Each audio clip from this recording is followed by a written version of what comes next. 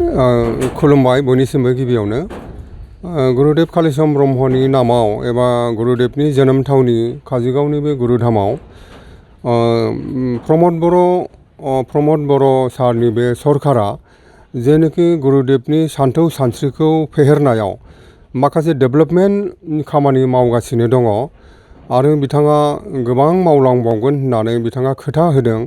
बियो ब्रह्म धर्मनि बाथ्रा नङा, दुलाराय बर' हारिनि थाखायनो बियो मोनसे देरगाथाव बाथ्रा, मोजां बाथ्रा।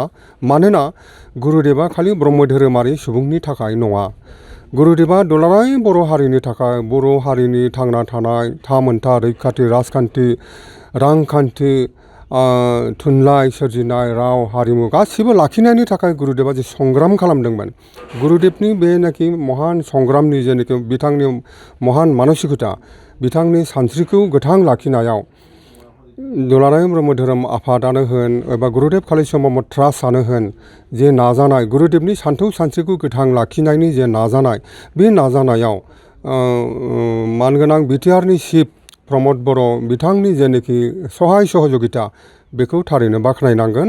आरो बिथाङा गुरुदेवनि सान्थौ सानस्रिनि फारसे बिथांनि जे प्रमद बर' मानव गेदेर बिथांनि जेनाखि नोजोर, बे नोजोरा थारैनो जोंनि थाखाय मोजां मोनजाथाव, साननो गोनां। बिथाङा गुरुदेवनि जे फिल'सफि बेखौ जे सन्मान होनो रोंदों, गुरुदेवनि जाथि बोखांनायनि, जाथि रैखा खालामनायनि सानस्रि, बे सानस्रिखौ प्रमद बर' मानव गेदेर बिथाङा साननो रोंदों।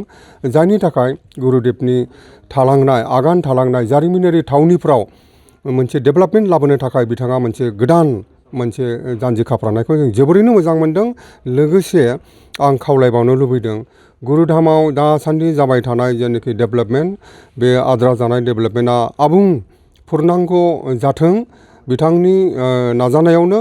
आरो गुरुदेवनि जेनाखि गोथै हाखर, समाधि स्थल, बे समाधि खेत्रआबो जाहाथे जोबोद साबना हामना जायो, जाहाथे गासै हारि माहारियानो गुरुदेवनि समाधियाव, गोथै हाखराव बेरायफैनो गोसो जायो। दा प्रमद बर' सारा बेबायदि साजायगोन होननानै बिथाङा खोथा होदों आरो बेखौ जों मोगथाङाव महर मोनगोन होननानै मिजिं थिनाय जादों। नोंथांमोना ओनसोलनिफ्राय लादों? जों जोबोद गोजोननाय मोनदों। मानोना आगोलनि सरकारफोरा रावबो सरकारनि नामखौ मख'वा, नाथाय आगोलनि सरकारफोरा गुरुदेवनि बे बिहोमाखौ मान होबोनो रोङाखै। दानि प्रमद बर'नि जेनाखि इउपिपिएल सरकारा गुरुदेवनि बे बिहोमाखौ मान होनो रोंदों। बिनि थाखाय जोंनि बे ओनसोलनि पर्बतजरा ओनसोलनि गासै रायजो राजाफ्रा गोजोननाय मोनदों आरो जों सरकारखौ साबायखर बावदों। बेल' नङा, गोबां जौगालु हाबा बे सरकारनि दारै जाबावगोन होननानै जोंनि ओनसोलनि रायजो राजाफ्रा मिजिंथिदों, आसा खालामदों।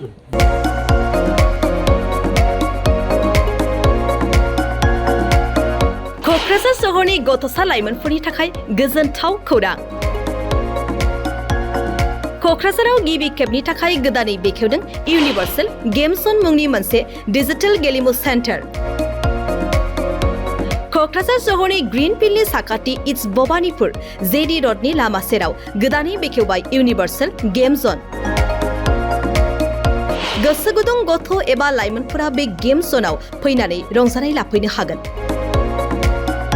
गोदानै बेखेवनाय बे इउनिभार्सेल गेम जनाव गुबुन गुबुन रोखोमनि गेमफोर जेरै horse riding, claw' machine, virtual reality, hammer, air hockey, pirates, frog, माग, shooter, bike racing, car racing, basketball, पान्सिं बायदि बायदि गेलेमुनि रंजानाय लाफैनो हागोन।